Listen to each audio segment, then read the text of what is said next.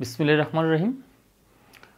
আজ আমরা একাদশ ও দ্বাদশ শ্রেণীর পদার্থবিজ্ঞান দ্বিতীয় পত্রের প্রথম অধ্যায় নিয়ে আলোচনা করব। প্রথম অধ্যায়ের শিরোনাম হলো তাপগতিবিদ্যা। তাপগতিবিদ্যা আলোচনা করতে আমাদের যে জিনিসটা খুবই জরুরি সেটা হলো তাপীয় সিস্টেম। মূলত তাপীয় সিস্টেম বা তাপীয় গতীয় প্রক্রিয়াগুলি নিয়ে আমরা আজকে ক্লাসে আলোচনা করব। প্রথমে আসি তাপীয় সিস্টেমটা কি। তাপীয় সিস্টেম হলো পরীক্ষা নিরীক্ষার সময় আমরা জড়জগতের যে নির্দিষ্ট তাপীয় অংশ বিবেচনা করি সেটি তাপীয় সিস্টেম বলা হয়। আমরা একটা জিনিস যখন ল্যাবে পরীক্ষা নিরীক্ষা করি তখন তাপ দ্বারা যে কাজগুলি করি, যে অংশটা যে সিস্টেমের মাধ্যমে, সেই তাপীয় অংশটাকে বলা হয় তাপীয় সিস্টেম।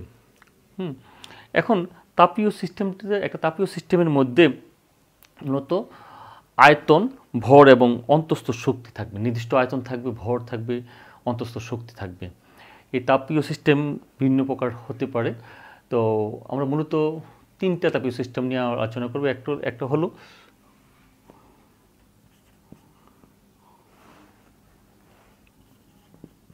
উন্মুক্ত সিস্টেম।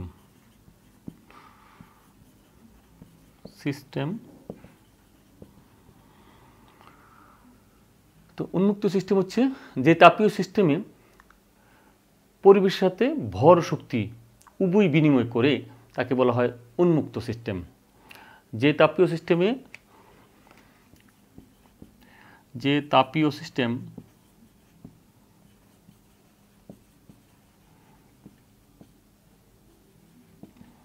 পরিবেশের সাথে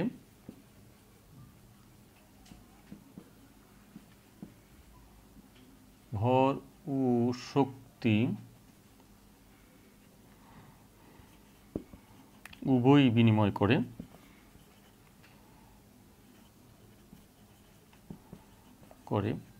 তাকে উন্মুক্ত সিস্টেম বলা হয়।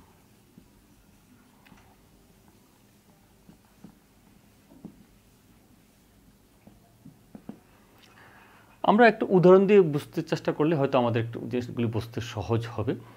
মনে করো আমার এই রুমটা তাপীয় একটা সিস্টেম যদি বিবেচনা করি, তো এইটার আর পরিবেশটা যদি বিবেচনা করি রুমের বাইরের অংশটাকে, তো এখন এই রুমে আমি একটা পাইপ দিয়ে যদি গ্যাস নিয়ে আসি, গ্যাস নিয়ে এখানে আমরা যদি সেই গ্যাস ব্যবহার করে তাপ উৎপন্ন করে সেখানে বিদ্যুৎ উৎপাদন করি, তাহলে গ্যাস যখন আসলো মানে ভর আসলো, গ্যাসের ভর আছে, সেই গ্যাস দ্বারা যদি আমি বিদ্যুৎ উৎপন্ন করি এবং তার দিয়ে যদি আবার বিদ্যুৎটাকে বাইরে সাপ্লাই দিয়ে দিই, তাহলে আমাদের গেল ভর এবং শক্তি দুইটাই পরিবেশের সাথে বিনিময় করলো।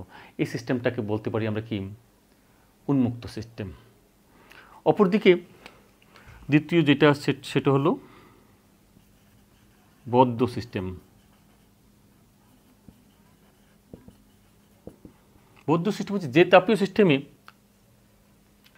শক্তি বিনিময় করে, ভরটা বিনিময় করে না, শুধু শক্তি বিনিময় করে, তাকে বলি আমরা কি বদ্ধ সিস্টেম। অর্থাৎ কি বিনিময় করে? শুধু শক্তি বিনিময় করে।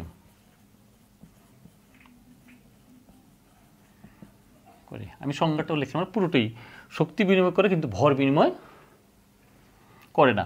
এখন যেমন আমি যদি বলি আমার এই রুমেই একটা সিলিন্ডারের মধ্যে গ্যাস আছে, আমি বাইরে থেকে আর গ্যাস আনলাম না, এই সিলিন্ডারে গ্যাস দিয়ে আমি বিদ্যুৎ উৎপন্ন করলাম এবং সেই বিদ্যুৎটা তাপ যদি আমি তার দিয়ে বাইরে সাপ্লাই দিয়ে দিই, তাহলে শুধু ভরটা আমার আনা লাগছে না, শুধু শক্তিটা আমি বিনিময় করলাম। এই সিস্টেমটাকে আমরা বলবো কি বদ্ধ সিস্টেম। অপরদিকে আছে বিচ্ছিন্ন সিস্টেম 3 নম্বরে।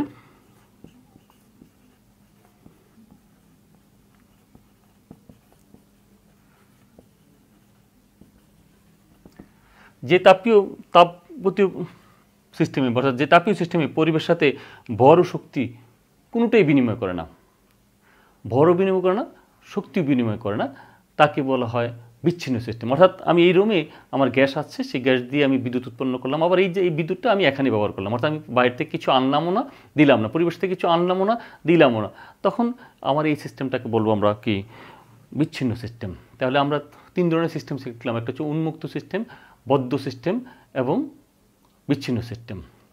এই তাপগতি প্রক্রিয়ার আমরা মূলত 4 ধরনের তাপগতি প্রক্রিয়া আছে। একটা হচ্ছে সমুষ্ণ প্রক্রিয়া, রুদ্ধতাপীয় প্রক্রিয়া, সমচাপ প্রক্রিয়া, সম আয়তন প্রক্রিয়া। আমরা এখন সমুষ্ণ প্রক্রিয়া বা সমুষ্ণ পরিবর্তনকে নিয়ে আলোচনা করব।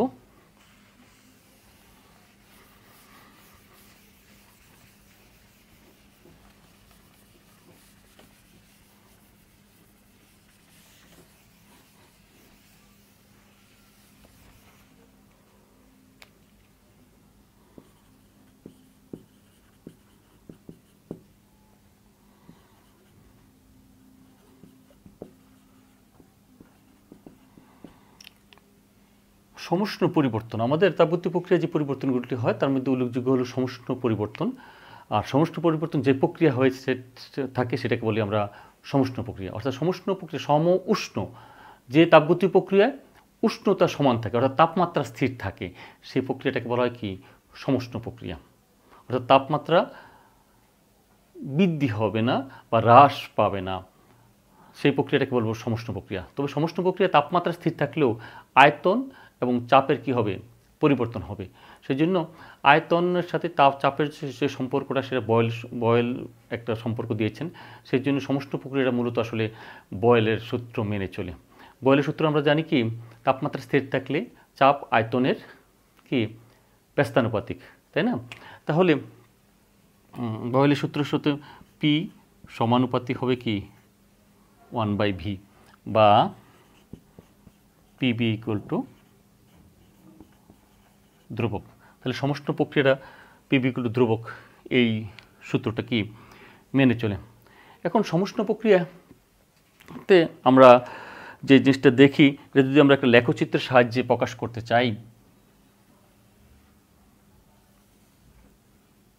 এক্স অক্ষ এদিকে যদি ওয়াই অক্ষ দিই, এদিকে যদি আমরা আয়তন ব্যবহার করি আর এদিকে চাপ, তাহলে দেখা যায় এই চাপ ও আয়তনের সম্পর্ক, চাপ যখন কম থাকে আয়তন, চাপ যখন বেশি থাকে তখন আয়তন কম হয়, আবার চাপ হ্রাস পাওয়ার সাথে সাথে আয়তন বৃদ্ধি পায়।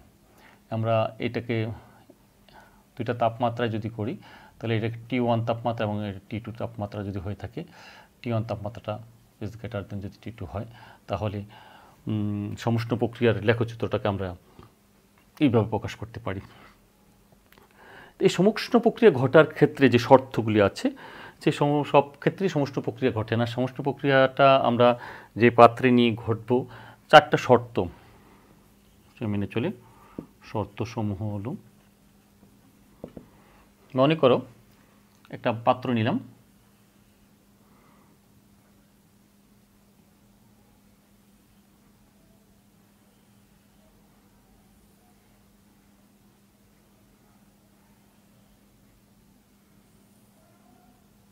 এই পাত্রে একটা সিলিন্ডার রাখা আছে,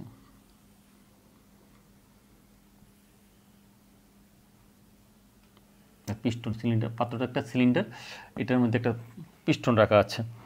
এখন এখানে গ্যাস আছে। সমষ্টির প্রথম শর্তটা হলো এই পাত্রটা হতে হবে সুপরিবাহী। এই পাত্রটা কি হবে? সুপরিবাহী দ্বারা হতে হবে। অর্থাৎ এটার মধ্যে তাপমাত্রা যদি বৃদ্ধি পায় তাহলে অতিরিক্ত তাপ ঢোকার সাথে তাপমাত্রা বৃদ্ধির সাথে সাথে এটার মধ্যে দিয়ে তাপটা বের হয়ে যেতে পারবে। আবার তাপমাত্রা যদি হ্রাস পায় তাহলে বাইরে থেকে তাপ চলে আসতে পারে, অর্থাৎ এটা তাপমাত্রা তখন স্থির থাকবে। এক, সুপরিবাহী হতে হবে। 2, এর শর্ত হলো এটার যে পরিবেশটা আছে তার চারিপাশটার তাপ ধারণ ক্ষমতাটা বেশি হতে হবে। তাপ ধারণ ক্ষমতা তার কী হতে হবে?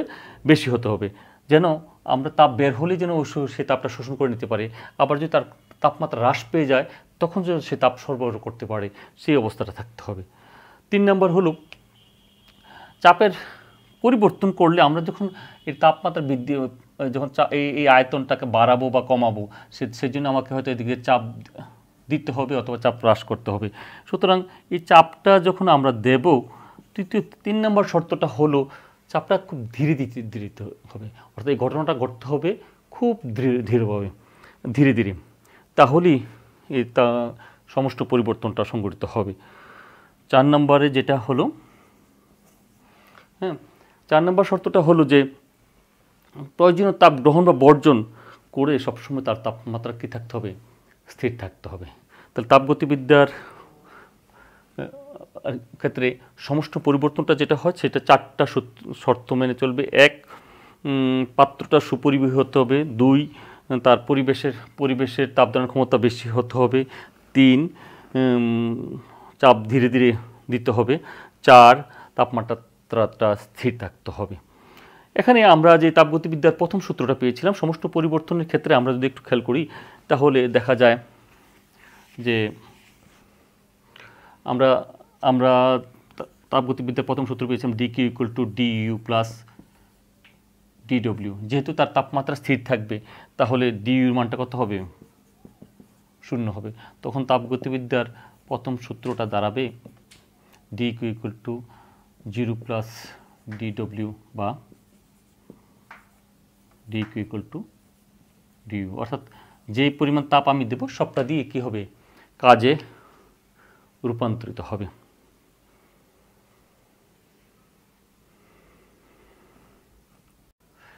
এখন আমরা দ্বিতীয় পরিবর্তনটা, সেটা হলো রুদ্ধতাপীয় পরিবর্তন আলোচনা করব। আমরা রুদ্ধতাপীয় পরিবর্তন, রুদ্ধ মানে বদ্ধ, তাপ মানে বদ্ধতাপীয়, তাই না? তো রুদ্ধতাপীয় পরিবর্তনটা তাহলে কি, আসলে যে তাপগতীয় প্রক্রিয়ায় তাপ স্থির থাকে। আমরা সমস্ত পরিবর্তন বলছিলাম তাপমাত্রা স্থির ছিল, এখন হচ্ছে তাপ স্থির থাকবে, তবে আয়তন এবং চাপের কিন্তু পরিবর্তন হবে।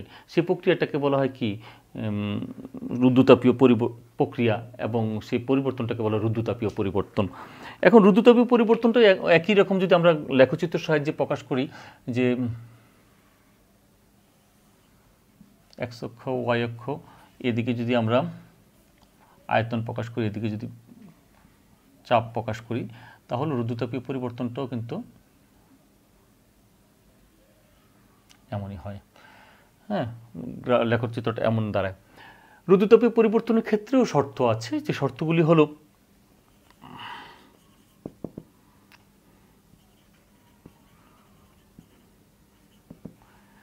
যে আমরা যে পাত্রটা রাখবো সেই পাত্রটা হতে হবে কুপরিবাহী, 1 নম্বর শর্ত।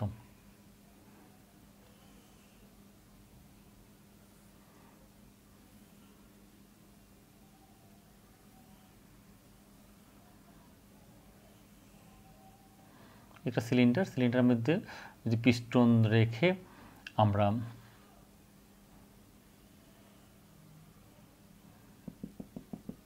গ্যাস রাখি, এই প্রক্রিয়ার ক্ষেত্রে এই পাত্রটা হতে হবে, ওটা ছিল সুপরিবাহী, এটা হবে কুপরিবাহী, অর্থাৎ বাইরে থেকে তাপ আসা যাওয়া করতে পারবে না, প্রথম শর্ত। দ্বিতীয় শর্ত হলো তার পরিবেশটা, সারাউন্ডিংটা হতে হবে তাপ ধারণ ক্ষমতা কম হবে, অর্থাৎ সহজে সে তাপ গ্রহণও করবে না এবং সহজে তাপ প্রদানও করবে না, অর্থাৎ তাপ ধারণ ক্ষমতা কম। আর 3 নম্বর শর্ত হলো এই ঘটনাটা ঘটবে খুব দ্রুত প্রক্রিয়া, অর্থাৎ এখানে কিন্তু তাপমাত্রা বৃদ্ধি পাবে, সুতরাং এই প্রক্রিয়াটা হতে হবে দ্রুত। 1 হচ্ছে পাত্রটা হবে কুপরিবাহী পাত্র।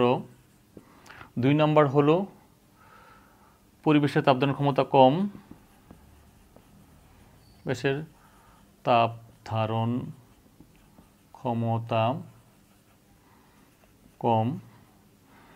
তারপর ঘটনাটা ঘটতে হবে দ্রুত প্রক্রিয়া বলতে পারি আমরা।